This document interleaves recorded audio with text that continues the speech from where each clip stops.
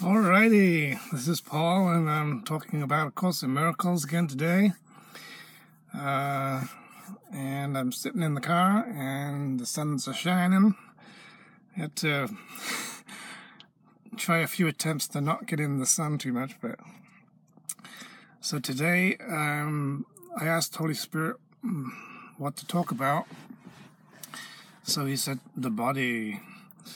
I had no idea really what my next subject would be. The last video was quite successful, so wasn't sure where to go after that. But so the body, Holy Spirit helped me with this today.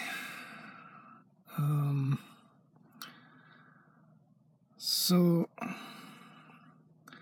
before the separation from God, before this world existed, we simply were souls who had no bodies, and we were nobodies, and our bodies didn't exist. And you don't need a body to exist. You are a mortal spirit. So there's nothing that the body can do that you can't do without a body. The body is just something that you're projecting temporarily. It's kind of a substitute to try to hide your real identity. So it really can't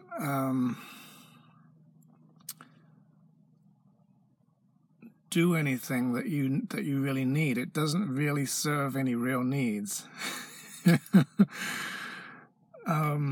But the Holy Spirit can use it as a communication device temporarily while you still have it, to connect with your brothers and extend love to them and help them. So when you were in heaven, you didn't need a body, you didn't have a body, you just were a soul, a being of light, and you were able to directly commune with others and share with them openly and fully, and also with God. And then along came the separation idea. Now, when you were in heaven, you are not separate from others in the way that you are in bodies. You have to have a different picture of what it's like to be an individual there.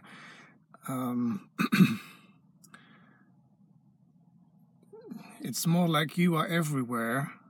You're in everyone. You are not confined to a specific location. You're like spread out everywhere infinitely without limits. And you are one with everything. And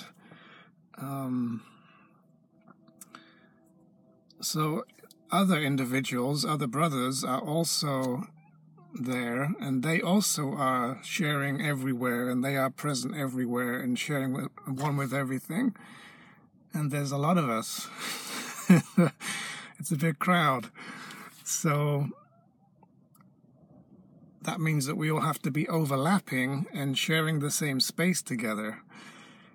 And it's that sharing and that joining of minds, that merging of being and sharing everything with everyone equally. That's the nature of heaven. And along came the separation idea. The separation idea was an attempt to sort of pull apart the individuals who were everywhere, sharing with everyone, and to isolate them so that they now seem to be in different locations, not sharing the same space, not sharing or being joined with anyone else, just sort of ripped apart and separated off and becoming disconnected from the whole and from the sharing that was there. That was the separation idea, that the truth is different for everyone. And in that sense of difference, there became the possibility of, well, somebody can be over here and not over here, or somebody can be isolated from sharing with somebody else, or there's something about me that isn't the same as you, and those differences somehow keep us apart and prevent us from being identical, because in heaven everyone is identical. You don't have a different appearance as such.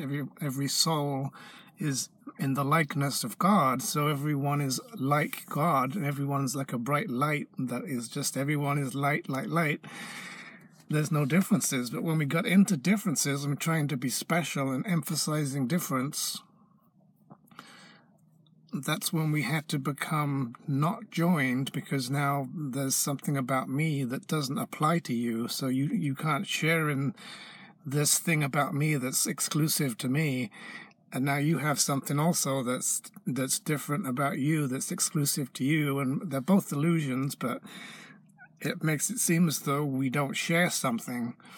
And so now we're like isolated in these sort of different ways and different natures or different personalities or different identities, or that we're unequal from each other and not the same, not alike.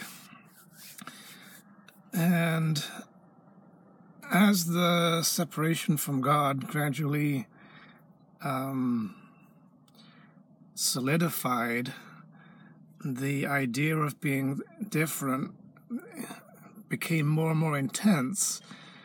Initially, let's say you shared most things with others, but you had a few things that were just unique to you, as did everybody else. Gradually, as we sort of descended into the density of matter, which didn't exist before, we became more and more concrete and more kind of like isolated, more different, more not sharing. And the picture of not sharing hardly anything with others is what it looks like when you look at bodies and you see physical objects that are all different and they don't have anything in common, and they're all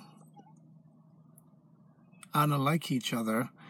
So like my physical form now sort of identifies me as being Paul, and your physical form identifies you as you, and people can look at those forms and say, hey, they're not the same person, because, or they're not like each other, because look at the ways that they're different, and Paul has a beard and you don't have a beard, or certain body parts that I have that you may not have, or whatever.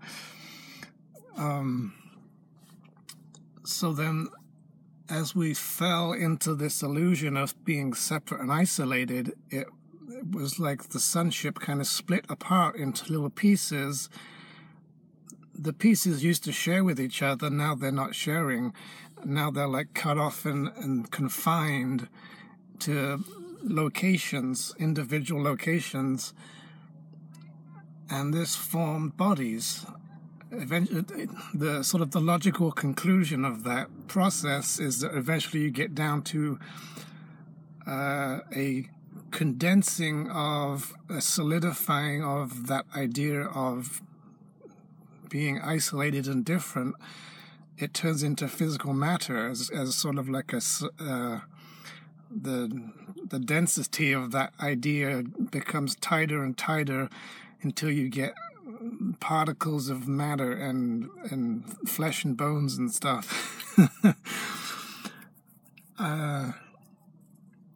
So then the body becomes this device for maintaining separation, the illusion of isolation from others, like a wall that's been put around your mind to say, I'm only the thing that's inside the wall, and everything that's outside of it that I used to share with is no longer connected to me, and that means that I'm not joined with it, and we're now separate from each other. And now there's all these bodies showing up in the world, and they're all disconnected, and none of them really share with anything with each other.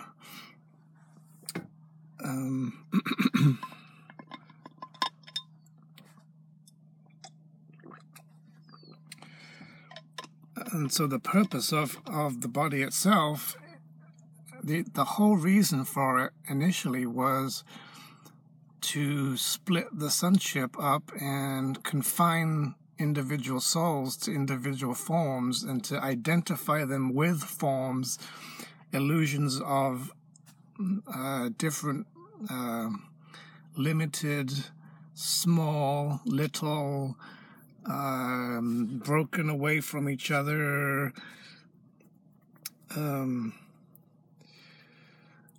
finite things, like you've been identified with an object. So then your sense of identity has sort of got tied up with the physical object of the body, as if to say, now I am a body, and I've become the thing that was made by my ego to protect me from God and to separate me off from all brothers. And so now the body is like this prison, says Jesus. The body becomes like a prison that locks you inside of it as a way to say, okay, I am protected from God's wrath because of the sin that I did. So now I'm going to hide in this body, and the body's going to protect me. But at the same time, the ego hates the body, because the ego believes in separation. So separation is an attack idea, and so the ego cannot help but be split-minded in its view of the body, in its use of the body. It tries to attack through the body and to use the body as a weapon to shut out everyone else.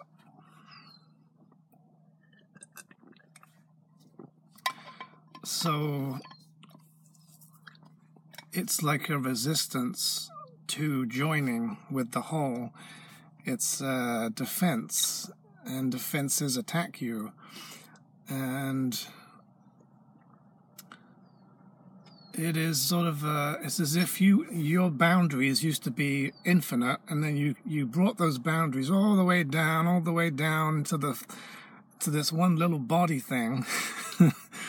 As if to say, you're now enclosed inside of this shell, this vehicle of pretending who you are, and your conscious awareness is sort of funneled down into this tiny spot, as if to say, I'm only this spot here, and I'm not the rest of everything. I'm not the whole universe, or I'm not one with anyone else. So the body really is a defense system. It's that's part of why it has an immune system, I think. It's a defense against the truth. And so it is a form of sickness. It is showing up as a weapon used by the ego to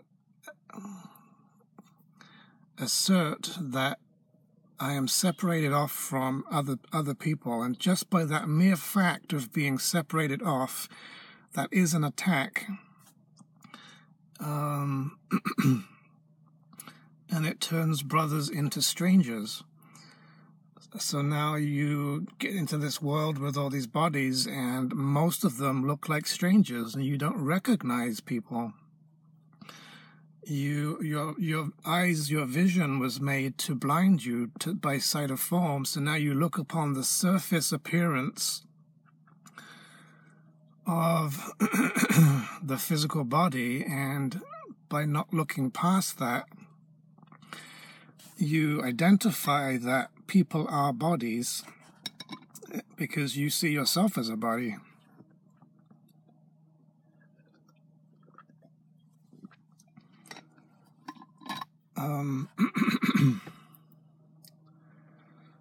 And the body was also made as an attempt to bind a son of God to a thing that can be attacked, so that you identify heavily with this thing that can be attacked, and to then attack it, and to make that person believe as strongly as possible that they are the body, and all of their attention is on the ways that the body is suffering and sick, in order to, as closely as possible, experience that what happens to the body is happening to you, and therefore when it goes through death, you're being killed. It's a device for the destruction of the Son of God. It's a way that our ego has tried to blur the sense of identity between the physical body and the mind, as if to say the body is the person, or the body is the mind, or the body is a soul, or it has spirit in it, or a mind of its own, or the brain produces a mind. All these ideas that the physical thing is all that there is, and that the physical thing is the person, so that when you then attack that thing and it becomes sick and dead, now it's like a demonstration, it's almost like a ritual that tries to say that you're capable of killing God's Son, because you've like tied him to this anchor in space-time, and you're sending him down to the bottom of the sea to be killed.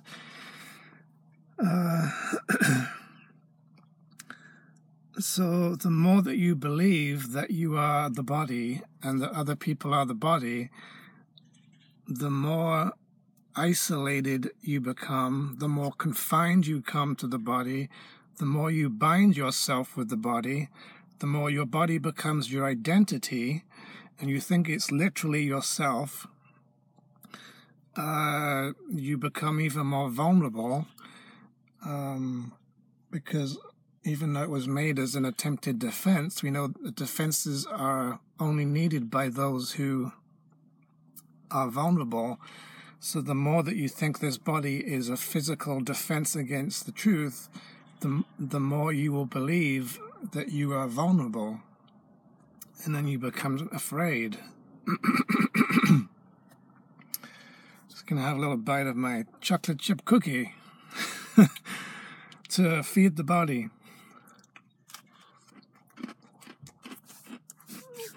So you could visualize this as, say, here's two individuals.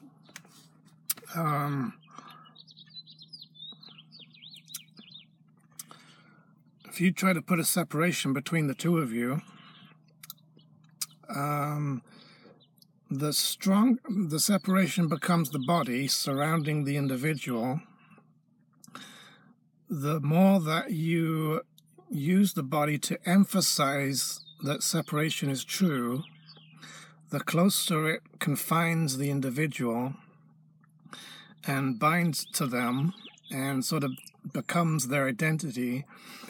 And the more that you do that, the more tightly you do that, the more it becomes sick, and eventually so sick that it becomes dead.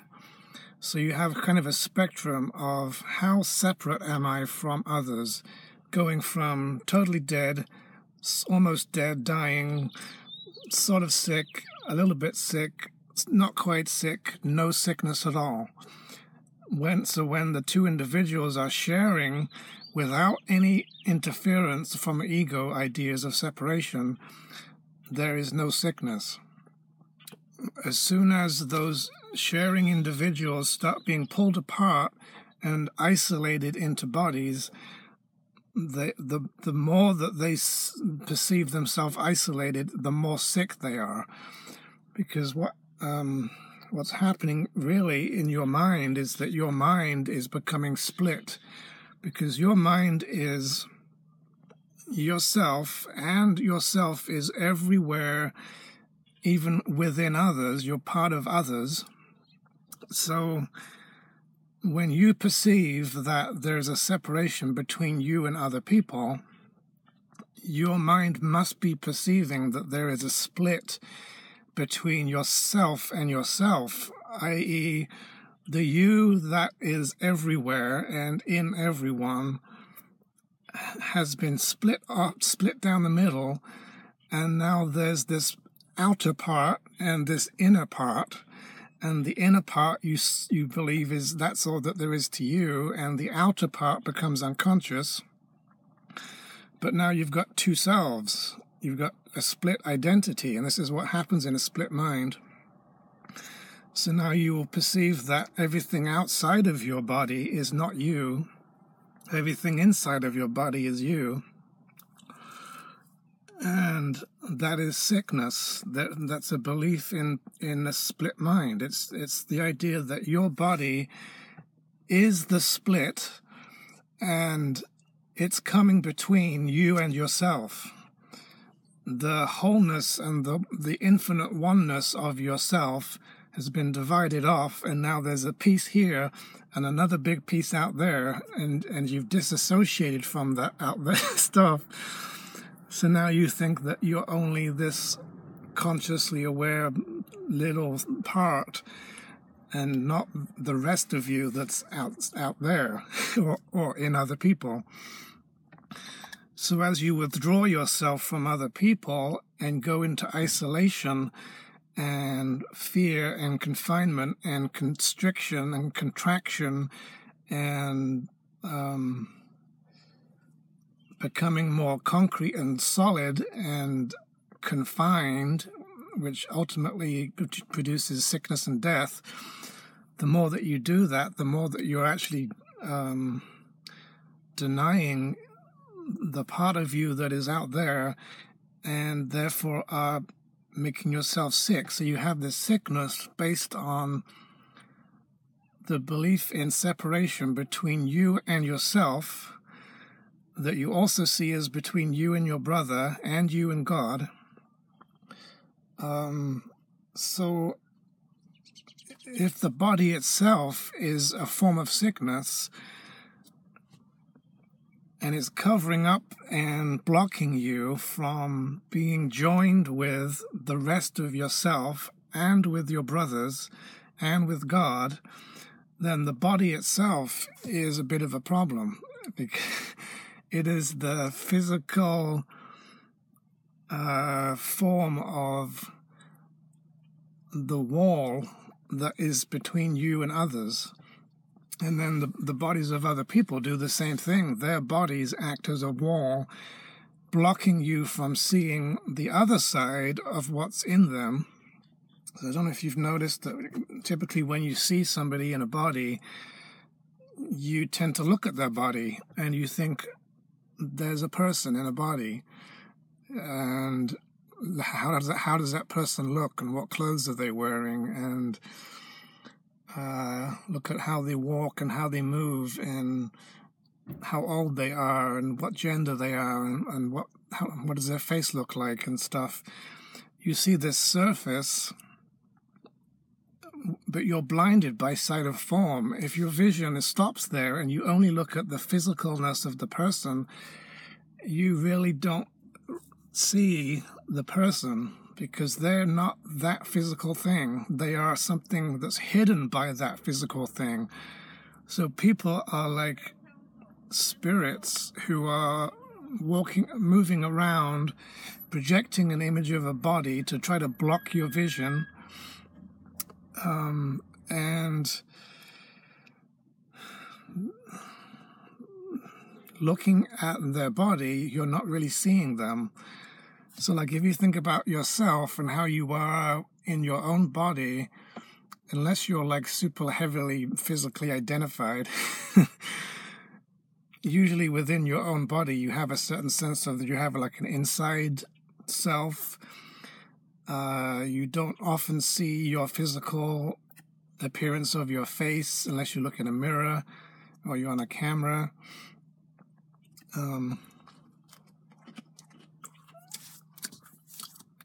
And quite often you experience that other people don't see that. They don't see your inner self. They just look at your physical self. can't tell you how many times I've been around people and they'll see me and dwell on the way that I physically look, because they don't see the person inside. They just see the physical. They think that Paul is a guy with a British accent and a beard and a mustache and whatever, and they don't even see the inside. And I thought it was interesting on this camera too, because quite often when I'm making these videos, I might, inside myself, I might be having feelings and thoughts and nervousness, or thinking about what I'm going to say next or whatever. On the camera image, you don't even see that. And I thought that was kind of funny, that I could even be kind of a bit nervous and it doesn't even seem to come across, because you don't even see what's inside my body, only by looking at an image on a screen. It doesn't come across. You only see the physical appearance and not what I'm feeling and not what's going on inside. And so that's true of other people too, that when you look at their body, you tend to only look at the surface, and you don't realize there's a spirit there. There's a being of light who has been encased in physical matter, like a shield around the mind, that is blocking you from seeing the person, and somehow they're inside of the body. So I find it interesting at times to try to look past that and to see what is that person that's actually inside there. How do they see out? How do they see themselves from the inside and not the physical? Because even the eyes are the windows to the soul, but even the eyeballs hide the inner self that is actually in there. So it's almost like you're looking at me thinking that you're seeing me, but really you're only seeing an obstacle. You're only seeing a body image that is being projected in order to obscure the truth so that you cannot see me. So in a way, I'm kind of invisible here.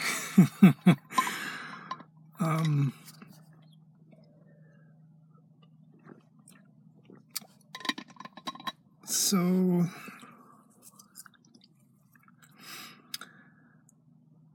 the ego's use of the body is to emphasize the fact, or the idea, the claim that you are separate from others, and you're isolated in space and time, and you're not like them, and you don't look like them, and you're strangers, like you're physically estranged from each other. And I've been noticing how just the mere fact that someone has a physical form, and the physical form is unfamiliar and it looks different to me,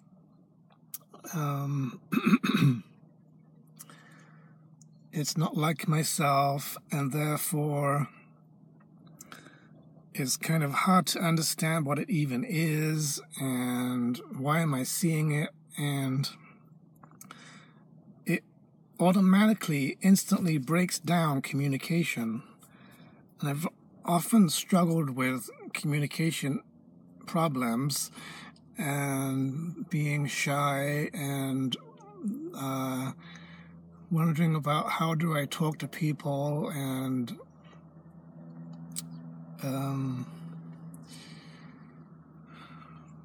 having trouble relating to people and seeing people, but seeing their body in such a way that almost like I don't understand what it is that I'm seeing, and just the way that there's just a sense of a big gap between me and other people, or there's like when I want to express myself, it has to come from my mind. My mind doesn't really have a body form, so it's not sort of as limited, and then I have to express and translate it through the physical form, turn it into movements of muscles and mouthpieces to make physical words come out, to go across to somebody else's body, to go into their ears, to get translated into their mind, to be able to hear what I'm saying.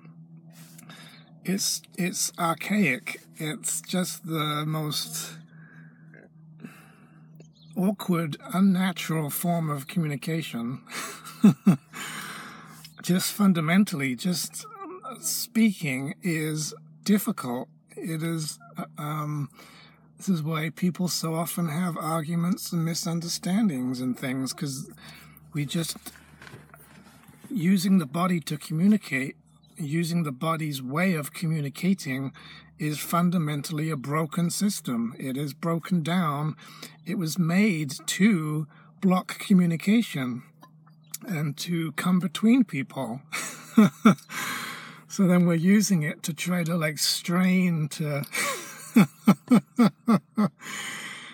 to try to connect to people, as if the spoken words are somehow like a communication connector that joins you with other people, and some people are better at talking than others, but the body itself is just fundamentally a block to awareness.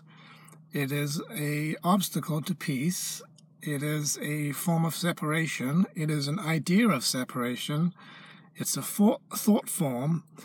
It's a false image being projected by minds to cause you to not see the person, not to see the Christ in them, not to see their soul. So it's no wonder that social interactions and connecting with people and all these kind of things just feel so unnatural and so difficult, because bodies are fundamentally made to disrupt communication and to come between. And just realizing that has given me some freedom, because it's like, oh, it's not me. It's not just a thing about me that I am just not good at communicating or whatever.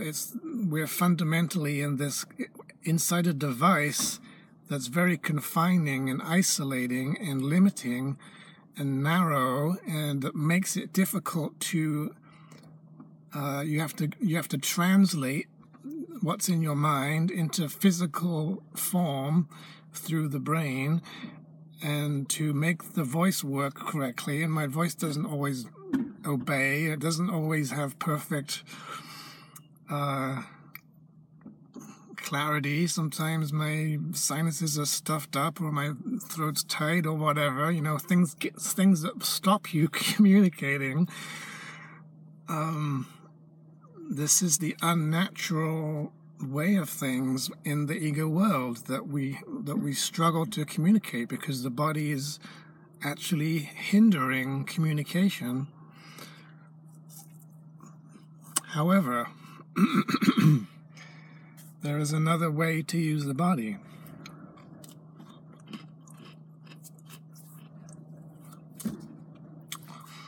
So the Holy Spirit has a different purpose for the body.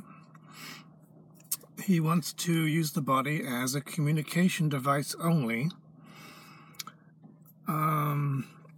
Jesus says that the body is a communication device, and it's kind of neutral in this sense, in that it doesn't have its own message, doesn't have its own identity, doesn't have its own mind or its own will.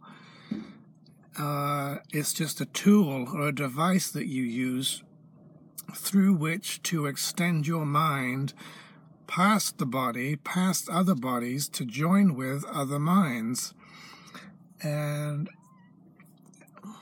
it's kind of like those cups, you get a cup with a string, and the string goes to the other person on the other end, and the vibrations go on the string, and you can hear them talk and stuff. The body is a communication device that is capable of being used in a holy way by the Holy Spirit in you, when your mind has become purified and you no longer are blocking the extension of love, and you're no longer having belief in separation, and you don't make bodies real, and you haven't identified yourself as the body, then there can be a direct and unlimited and uninterrupted joining between what's in me, past bodies, to what's in you, and we can have a sharing of mind. We can have joined minds, and the joining of the mind transcends the body and produces healing, because when the body is overlooked and the other person's body is overlooked, and that's forgiveness, minds can directly connect and join in oneness. You see yourself in your brother, he sees himself in you. Now you can overlap again and share and commune together, and that erases the separation between you. And then, because there's no separation, it literally can reverse all of the symptoms of separation, and the symptoms include sickness and death, and it includes the body itself. In a very early version of the Earth text of A Course in Miracles, it says, in a slightly later version, it says something like, miracles are temporary shifts into invisibility, and that is why they heal. But in an even earlier version that I saw, before that sentence, it actually says, miracles make bodies disappear. And this was removed from the Course. So if a miracle is the expression of love to others that goes past your body, past their body, and loves the person inside, joining as one, it erases all the separation in between and makes the body disappear. The body becomes transparent and eventually disappears when you fully accept atonement. This is what Jesus did. So expressing that miracle heals the separation and all the symptoms of separation that are coming between you and others, or are being used as forms of attack and defense to block you from others. All sickness is an accuser. Sick bodies are accusers, and becoming isolated makes you sick. Separating yourself off and seeing yourself as separate from and unlike others makes you sick. Identifying with the body and believing it's who and what you are makes you sick. So, because what you're doing there is you're arresting, Jesus says, arresting the extension of your mind. If your mind is supposed to always fully flow all the way out, and you're stopping it from going out all the way because you're withholding some grievance, or you don't want to love fully, that blockage causes your mind to it's an attack perception, because you're trying to be separate from the other person. So now you are attacking through the body. Whatever you put through the body either heals or hurts the body, because the body's neutral. So if you send an attack message through the body, trying to be separate and isolated to the body, it hurts the body. If you send love through the body and healing and joining and oneness with others and overlooking physical forms, it heals the body, because now the body, a sick body is proof that the mind has not been healed, which literally does mean if your body has sickness, there must be in your mind some kind of a belief in separation that's causing that sickness, because it's an attack idea. That attack idea must be attacking your body and making it sick. So if your body's sick, it literally proves without exception that something's gone wrong in your mind and you believe in separation. This is why death itself, as the extreme of that, is evidence and proof that the mind believes in separation, because nobody in their right mind would choose to die. Nobody with a healed, sane mind would ever believe in being separated off from everything so much that they are separated from life and therefore become dead because you're so disconnected from sharing anything. If you become isolated and you don't share anything, there's no joining, you're disconnected from existence, and it produces death. So if you don't do that, you don't have to die. I know a lot of people don't believe this, but the Course is very, very, very clear about it, even though it's very radical, that the disruption of communication between brothers through putting illusions in between you, which includes the illusion of the physical form, and trying to bind you or your brother to the physical form, produces sickness. And it's a form of guilt that comes from that attacking perception and leads to death. If you don't do that and your mind is joining and sharing and communicating fully, uninterrupted by the ego, you don't have a split mind. You are not attacking yourself. You're not at war with yourself. Therefore, because the secret to salvation is that you were doing it to yourself, now that you stop doing it to yourself, you are saved from death. You surmount death by erasing the belief in separation. This has to be true, because if it wasn't, there would be some way for things in heaven to die. There has to be a way by which you can get to a place where something applies that's so true that it makes death impossible, because there is no death in heaven. In God's creation, there is no sickness or death. So the going from that heavenly state of total communication and going to a breakdown in communication, which produces sickness and suffering. If there is no breakdown in communication, there is no sickness. The mind is not split. It isn't divided. You are fully accepting the whole of yourself, and wholeness is health. And the ego is very, very against health, because health means wholeness and love. The ego does not want you to be healthy, so anything that you do that is ego will produce sickness of some kind and eventually death. So death absolutely is denial of God's will, and denial of life, and denial of freedom, and denial of your brother, and denial of who you are, and denial of the truth. And it is absolutely the opposite of being healthy-minded and whole-minded, in which sickness and death are impossible. And this is the central teaching in the Course. What you use the body for, it will become to you. If you use it for attack, being attacked, it becomes weak and sick and it dies. Use the body to bring the word of God to those who have it not, to join with them, and the body becomes holy. And being holy, it cannot be sick, nor can it die.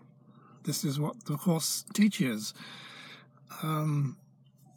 Sickness is only possible if you're cutting yourself off from others. It's only possible if you're separated off from God. It's only possible when you're believing that you are confined to a physical object, to the body. And whatever you think about yourself, you're going to believe about others. So your belief that you're separated from them is an attack on both of you.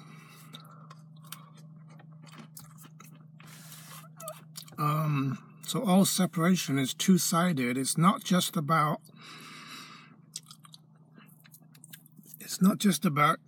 here I am as a separate self. I need to worry about the Course. I need to get myself awake and healed. Therefore, I have a separation from God, and it's just kind of cut me off from God, and I need to heal that, and everything's going to be groovy. You have to realize also that the separation was made to come between others, and there are many individual souls in heaven, and we're all brothers and sisters, and equals and identical, and we're all supposed to be joined with and communicating fully with each other, sharing everything with each other. When that's not happening, you become isolated into bodies, and the more isolated you become, the more that you identify with, I am the body, I am the physical form, this is me, and that body is that person. You become blinded by that. And sickness is actually an attempt to increase that blindness, because, like, say you have a pain, the purpose of pain is to make you so focused on the body, and it's taking away all your attention and making you constantly have sensations of being physical and having physical suffering. The purpose of that is to bind you even closer to the body and to make you forget that you're a mind, to forget that you're expansive, to confine you down to this little point of hatred and pain, so that you'll be distracted away from sharing with the rest. And you'll notice that when people become sick or have an injury or in pain or something, they become selfish. And I know that I've done this myself. If I'm sick, I stop being giving, and I stop wanting to share or help others, and I feel like I'm in need, and I'm needy, and then any request by anyone else starts to be interpreted as that they're asking too much of me, and I don't have anything to give, and I'm depleted, and then I start perceiving them, they're attacking me, and they're being too demanding and overwhelming in their insensitivity to the fact that I'm the one that needs, and they shouldn't be asking me to fill their needs. And you just become really selfish in that sickness, because it's a state of being confined and withdrawn from others and focusing on self.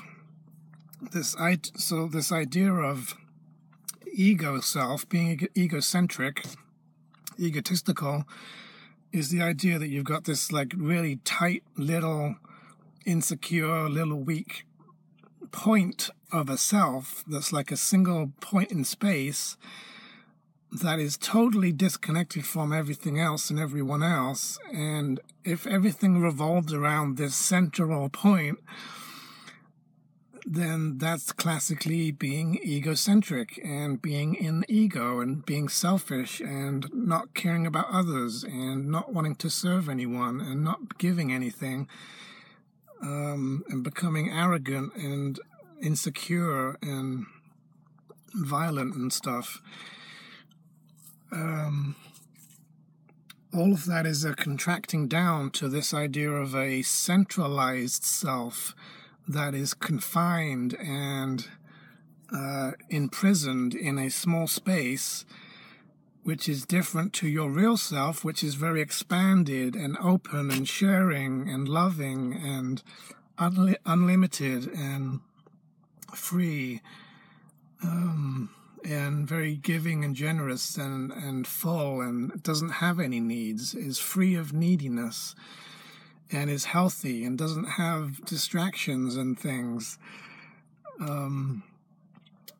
So the ego the egotism is what separates you off and makes you isolated to bodies and eventually becomes death. And the opposite of that is the sharing and the openness and the oneness that you share with all of your brothers. So,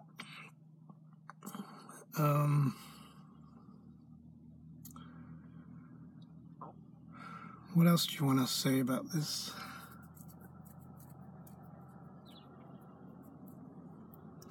Death is a choice.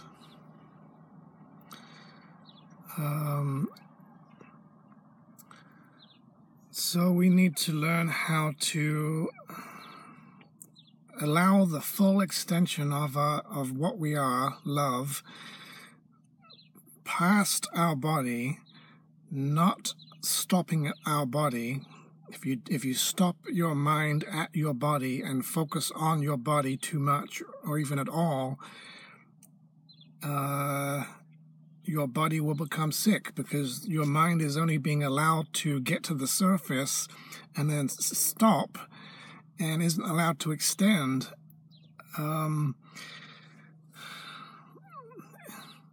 Extension means that in order to have something, you have to give it. So like love, in order to be love, has to extend and share and give and be given to others in order to be what it is. And if it wasn't doing that, if it wasn't radiating and shining out, love would be very confined and it would be kind of dead. There would be no warmth, there would be no radiation, there would be no sharing of it. It would just be this sort of a fixed state of nothing happening and no expression. So if that happens, that produces death. That is a state of not being alive, not extending, not expressing, not increasing creation, not being creative. It's what we do when we choose death. We get into that state of not extending, not allowing our full love self to fully extend outward to others, produces sickness and death.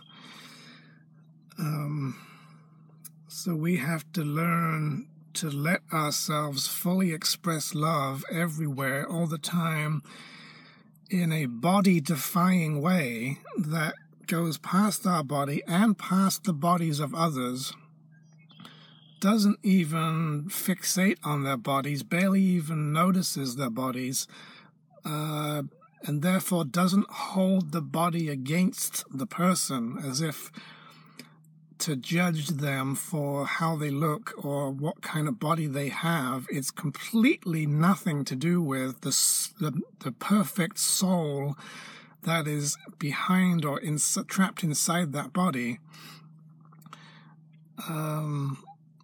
The Christ perfection that is in everyone is being hidden by their physical forms, and every person is Christ. Every single person has been using their physical body to pretend that they're just this little creature walking around and having problems and being upset on planet Earth, when in fact there's a holiness in them, and the Holy Spirit is in them. And when we don't see that, because we get blinded by forms and we dwell on the physical shape of the body, the size of the body, the color of the body, the race of the body, the gender of the body, the sexual preferences in the body, the IQ of the body, or the state of sickness or health of the body, anything where we perceive and our perception stops at the surface of the form, we are blinded by sight of form and we're not seeing the truth. And then we think that this thing that we're seeing is the person, which automatically means you think you are a physical form, and the way you see them is how you see yourself. So if you confine them to a body and you imprison them in their body by accusing them of being their body, you are also imprisoning yourself and confining yourself to a body. And that is that sickness. It's an attack on both of you. So if you can always remember that sickness and separation are in between you and others. It's not a private thing. It's not just about what's in your mind. It's something that's coming between and disrupting communication. And you're supposed to be able to communicate fully with others. And the withdrawal, the two-directional withdrawal,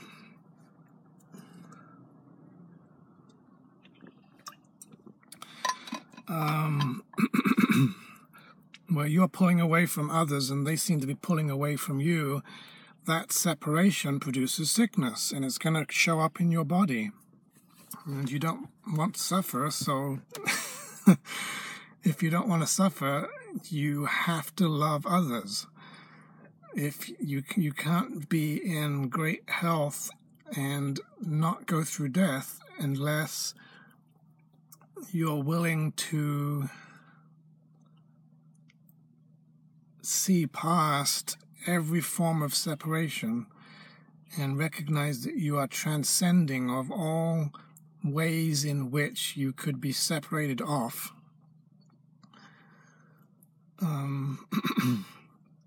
So most people, and me included, tend to focus on the physical form of other people and make all kinds of judgments about that, and assumptions and evaluations and criticisms and things. Racism and sexism and all this other stuff. Just based on the fact that we just constantly see bodies, and we've become blinded by seeing bodies all the time. So we have to unlearn this. Bodies are not natural. Bodies are prisons designed to confine you and keep you away from others. They are devices for separation. And so the Holy Spirit, it also says in the Course that love did not create the body, but I don't remember the exact wording, but love didn't create the body, but it can use the body to help you to learn that you are not a body and you don't need one. To use it as a teaching device and to use it as a way to learn that you don't need to be a body. There's no function in the body that you need, because as an immortal spirit, you do not need a body in order to be perfect and to have everything and to have every possible need supplied by God. You have no requirement for a body. The only way a body comes about and you incarnate into one and you express one, you make one, is by withdrawing from God and isolating yourself from brothers and believing in sin and death. So we have to unlearn that to get to the point of realizing that we can use the body as a teaching device instead of a device for separation, through which we can join with others again, whereby we see past our body and past their body to connect mind to mind with the mind that's in you and the mind that's in me, to restore the joined, shared state that is a state of health, a state of not having blockages and not having walls and barriers and separations, and rejoining minds so that we don't have sickness and so that we don't be bodies.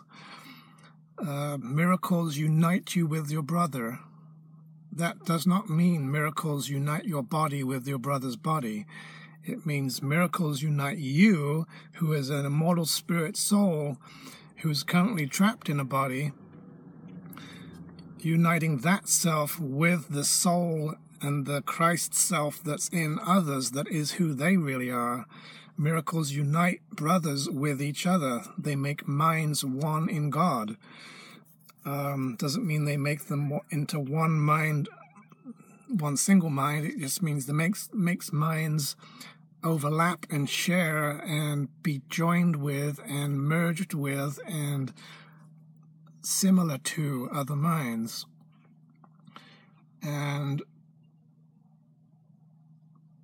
the purpose of miracles then is to heal and erase bodies, to heal the separation, to heal what's come between brothers in order to erase every symptom of separation, of which the body itself is one of those symptoms. And when the mind is fully accepting atonement and no longer sees any truth at all in the body and does not believe the body illusion at all, does not identify with it as being who and what you are, or who and what anyone else is, and you get to where you do not anymore need the body, and the body is now in a state of profound health and natural invulnerability and incapable of dying, is not sick, because the mind is not sick. A sane mind heals the body. A guiltless mind cannot suffer. In that same paragraph, it says that the reason the guiltless mind doesn't suffer is that when your mind becomes guiltless, it also heals the body. You only have guilt when you have attack between you and your brother. So if you don't have a perception of separated off attack sin between you and your brother, there's no guilt there. There is no sickness there. Sickness is another form of guilt. When the guilt has been removed from the mind and like it says, atonement is a cure because it removes the guilt that made the sickness possible. It doesn't try to address the sickness as such, not directly. It removes what the sickness is based on, so that the source of the sickness is healed, and therefore what expresses outward from the mind now is a different picture of a healed, healthy body. And the body has no say in this. It cannot have its own opinion. It cannot sort of say, I'm not going to be well. Even if my mind wants to be well, I'm not going to be well. It does not have that ability. If the body has no mind of its own, it is not the mind. It is just a secondary projected image that has been used to try to come between the mind that is projecting it and other minds. And it doesn't have an opinion. It doesn't have a say, nor does it have an identity, nor does it have a self, nor does it have a will of its own, or it doesn't choose its own sicknesses. It does not make itself sick. It doesn't become sick as a result of external things. The mind is responsible for every condition of the body. So it's up to the mind to decide, this is how I'm going to use the body. Am I going to use it to emphasize attack and separation, and therefore emphasize sickness, and therefore make myself be sickness? Or am I going to use it as a teaching device to communicate and commune with minds, to move past separation, to overlook obstacles to peace, so that love can fully express all the way to another and join with their mind and shine into their mind to heal them, producing a miracle which unites you with your brother. It reconnects your mind to their mind. And if you use the body for that purpose, your body becomes healed, and it cannot be sick, nor can it die. And eventually it becomes so healed, so free of separation ideas that even the seeming density and solidity of the body itself to you will start to become transparent. There's a small little quote in the Course about this where Jesus says something about how the body becomes transparent and that it's barely even there to your awareness at all. And then even the physicality of the body, which is an idea of separation, eventually comes up for question. And you've now, if you take it far enough into unity and healing, you're going to get to where the body itself, its physical form, its matter, is going to be erased and shone through, and it's going to become transparent, and it's going to disappear. This is how you leave the dream of death. You don't ever leave the dream of death through death. If it's a dream of death and the body gets so sick and corrupted through the mind's belief in separation that it makes the body attacked and then causes the body to die, and then you have to leave the body, that's a failure. Death is failure. It is why organs fail and body parts fail. It's a picture of failure. Things going wrong, things breaking down, malfunctioning organs, things not working right. These are all expressions of failing and blocks to life and interference and forms of attack, self-attack.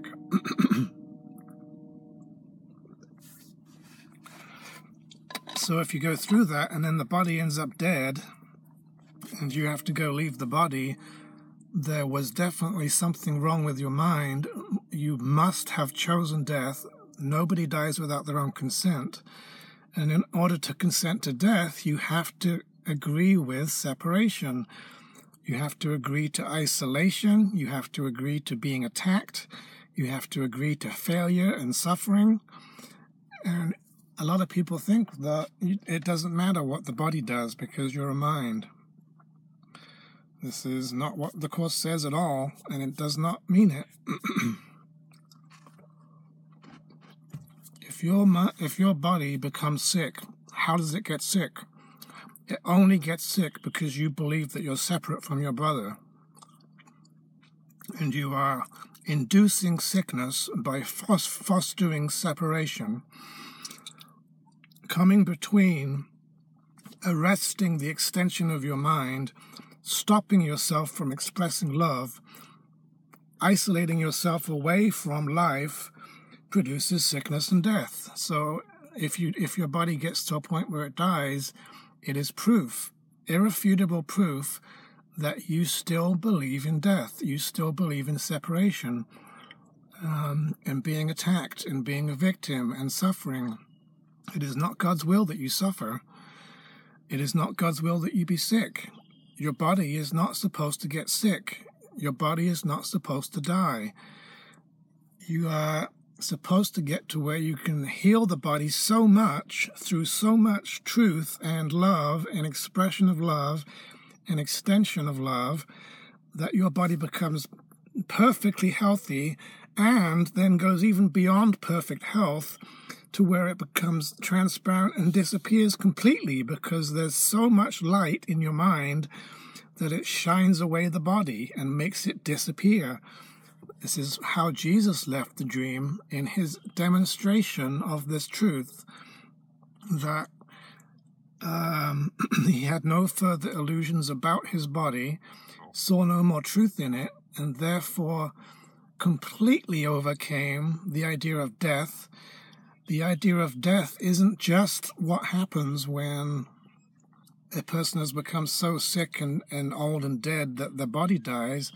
That's just a consequence of death. Even sickness is a little death. The Course says it's a little death. It's a small death. So death as an idea is the idea of separation. Even a tiny bit of separation is death. A tiny bit of split in the mind is death. So at the very end, Jesus says the last lesson that you have is the overcoming of death, because it's the overcoming of the core idea of this entire dream, the whole separation, the surmounting of death as the final illusion to be overcome, where you finally see that there is no truth in this illusion at all. Illusions recognized must disappear. Erases the idea of death and separation from the mind, makes it impossible for the mind to contain a picture of separation. The body was a picture of separation, therefore that picture has to go, and it will make the body disappear. It will vanish, and it will return to the nothingness that it came from. And Jesus says about how he did this in order to demonstrate the nothingness of the body, that the body is totally nothing. It's an illusion. It's a fictional picture of isolation and imprisonment that is not true of you or anyone else. It has no real value other than to use it temporarily as a way to communicate love to brothers, to teach others, to express miracles, and to be helpful while it's still helpful. And then at some point, at some time, you simply no longer choose to be participating in the separation dream, and you make your body vanish, and your mind becomes perfectly empty of illusions. Therefore, it cannot contain an image of a body. The body is only made by your mind, therefore the body now disappears. And that's when we all clap and say, yes, you've found the way out of the dream of death. That is the only way out. You cannot leave a dream of death by death. You can only leave it through the truth. The truth sets you free. The truth is the doorway to heaven, to the real world and to heaven. Truth overlooks illusions. It erases separation. It undoes all sickness and death, and gives you access to eternal life. You leave the dream through this truth, through joining with all as one perfect expression of love. That is the atonement. That's what takes you out of the dream. If you're getting into sickness, you're getting into isolation. If you're getting into death, you're getting into isolation. Bodies cannot die without being attacked. Bodies cannot suffer without the mind that made the body believing in separation in some way and being in conflict with itself.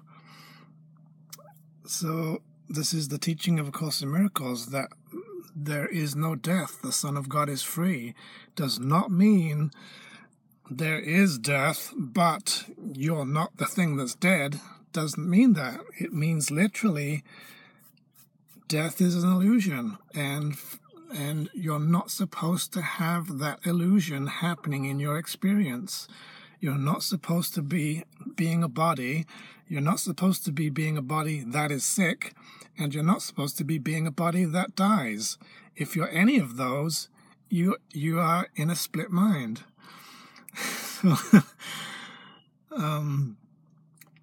It is not God's will that we suffer. Even in this dream, it is not God's will that you become sick or dead. You shouldn't have to go down into such a state of disorganization, disrepair, suffering, body identification, pain, weakness, disorder, or unwillingness, unconsciousness, all these ego things that produce sickness. The ego is against health, therefore God is for health. In order to be free of the body, you have to get your mind healed so that it heals the body, and then the body will become perfectly holy and healed and incapable of being sick or dead. And then you can disappear the body effortlessly. This is how you leave the dream. It's how you ascend to heaven. And anyone who has ever left a body behind, or who has gone through death, or had a reason to die, or died because of a sickness, or from body failure, did not wake up to God. And guaranteed they're going to have to reincarnate. Even advanced gurus, even Buddha, had to have another lifetime after his awakening because he still didn't fully get it. And Jesus may well be the only one, or the only one of a few, who has ever really fully overcome death. You can't overcome death by dying. That's not overcoming death, that's being dead. Resurrection is the surmounting of death, is what the Course says. So you have to surmount death. That means you cannot be sick, have a sick body, and you cannot have a dead body. You have to get to where your body, as a reflection of your mind, is in perfect health, because you don't believe in separation. You're joined with all brothers, and therefore you erase the need for the body, because the body was only there as a way to come between you and other people. So when you no longer need a way or a reason to explain why you are separate from your brother, and there's something different about you, and you have a block, you don't need a body anymore.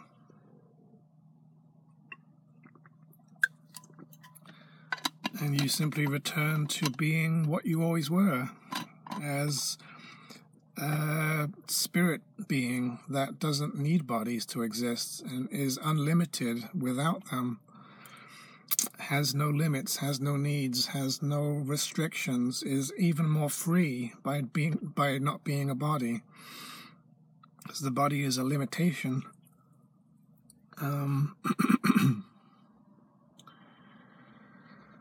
So, I'm not sure how to wrap this one up, but I'm getting to the end here. So bodies are illusions. They're forms of separation. The more that you identify with being one, the more you'll be sick. The more that you use the body as a way to isolate yourself or others will make you sick and suffer. And we have to learn how to overlook that by applying forgiveness and seeing with forgiveness, to look past physical matter, to see the Christ truth in others, recognizing ourselves in them, so that we can erase the separation. And we do this through miracles. Miracles unite you with your brother. Miracles make minds one in God. So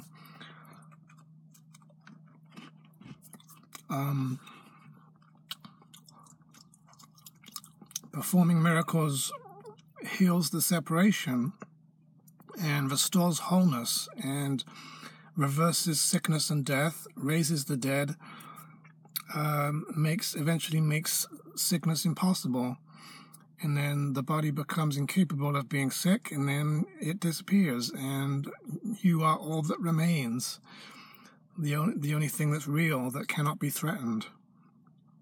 And nothing unreal exists, so the body doesn't exist. The body is nothing. It's just an illusion. You're covering yourself over with a shield of separation ideas that you don't need at all.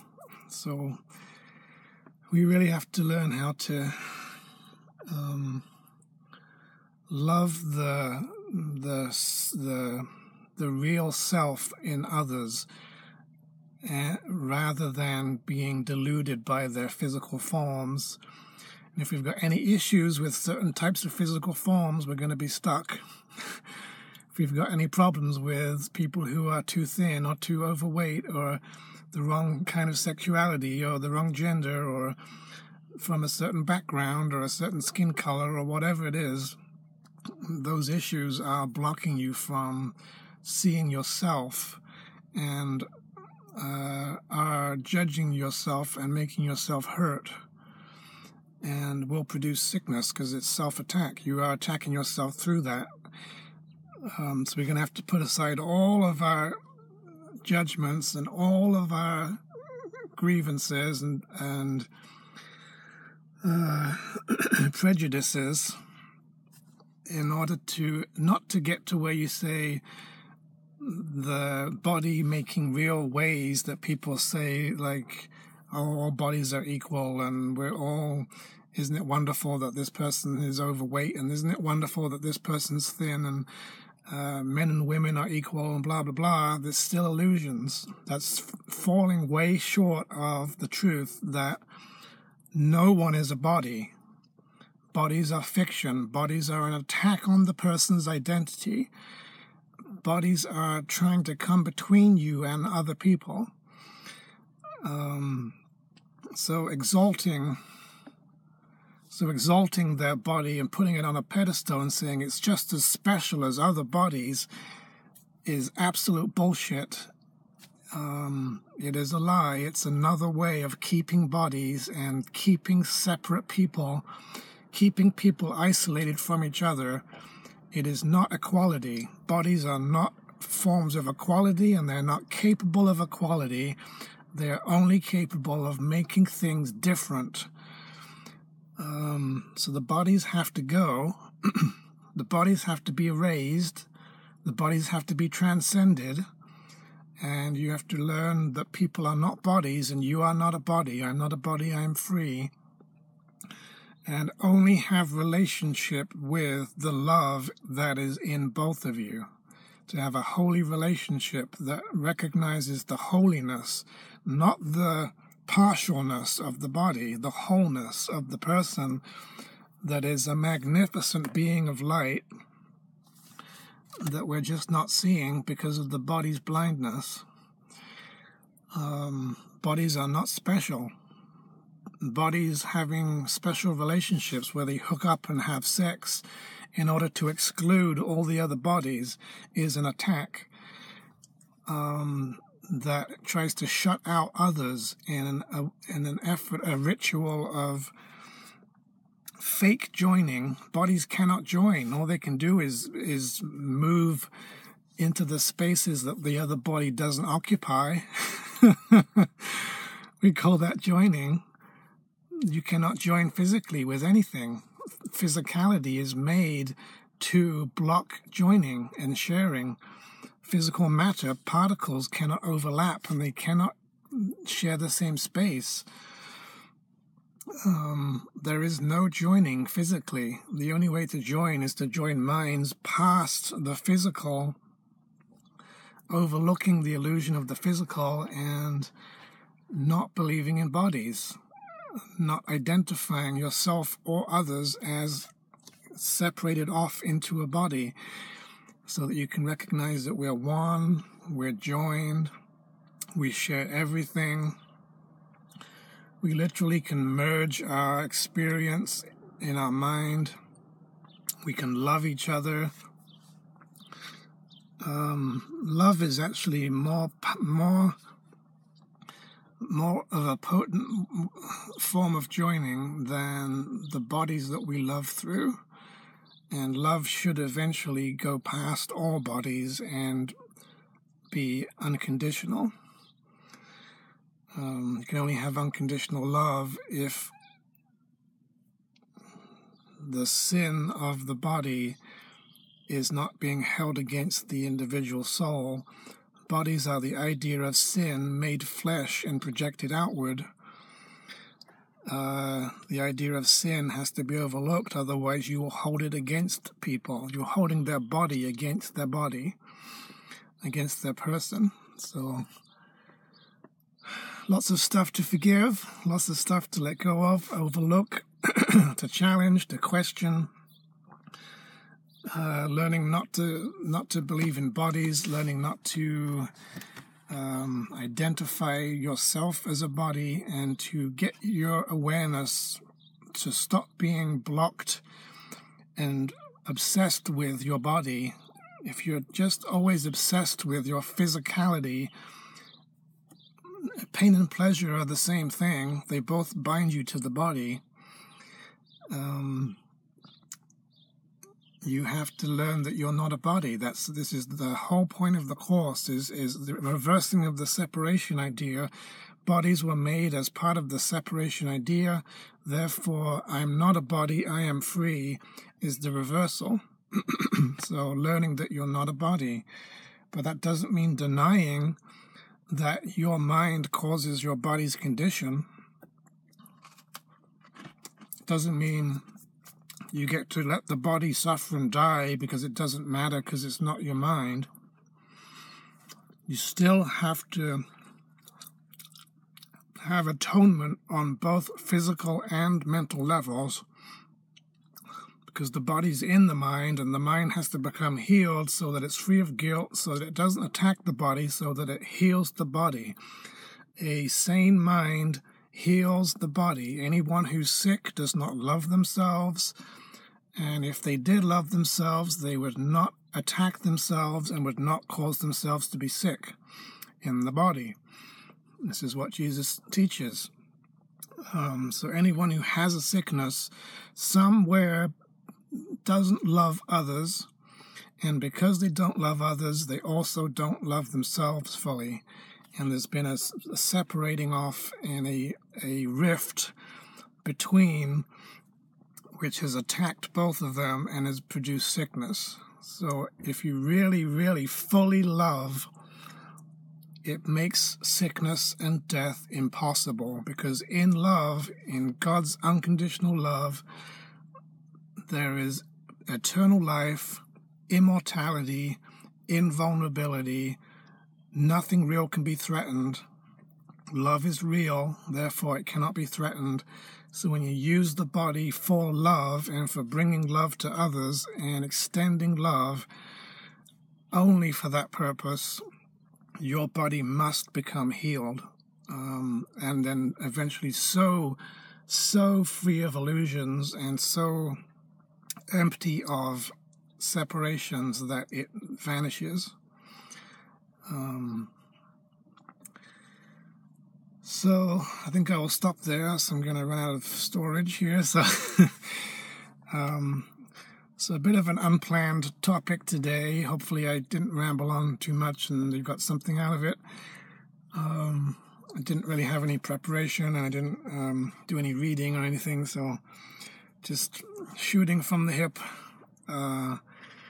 So till next time, God bless, and happy undoing of your body, and may you be in full perfect health as a son of God and free from separation and sin, and may we be fully joined in unconditional love and a remembering of our immortality. There we go. So see you next time, and I'm going to finish my chocolate chip cookie, and bye for now.